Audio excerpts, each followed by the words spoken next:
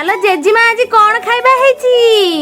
ଅରୁଆ ଭାତ, ଡାଲମା, ହଁ ଆମ୍ବ ଖଟା, ହଁ ଆଉ ଆମ୍ବ ରାଇତା। ଆରେ ତମର ଓଉରାଇତା ହେଇନି କି? ନା ଆମର ଓଉରାଇତା ହେଇ, ଓହୋ ଆମର ଆମ୍ବ ରାଇତା ହେଇଛି। ଖା ଖା। ଆଲୋ ଆଜି ତମର ଅରୁଆ କାହିଁକି ହେଇଛି କି? ଆଜି ପୁରା ସୁଦଶା ବ୍ରତ ଗୁରୁବାର ମାଙ୍କ ଦିନ। ମଣ୍ଡା ତମର ଭୋଗ ହେଇନି କି ଆଜି ସୁଦଶା ବ୍ରତରେ? ହଁ ହେଇଛି ନା?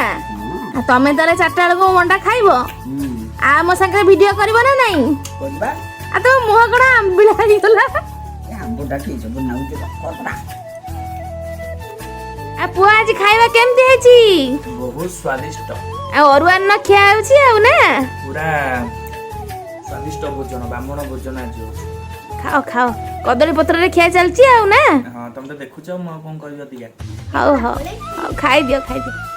ଲଗେନା ଓଳି କିଏ ଆଜି ସୁଦଶା ଗୁରୁ ବ୍ରତଟାରେ ବଢିଆ ସ୍ୱାଦିଷ୍ଟ ଭୋଜନ ହଉଛି, ବ୍ରାହ୍ମଣ ଭୋଜନ।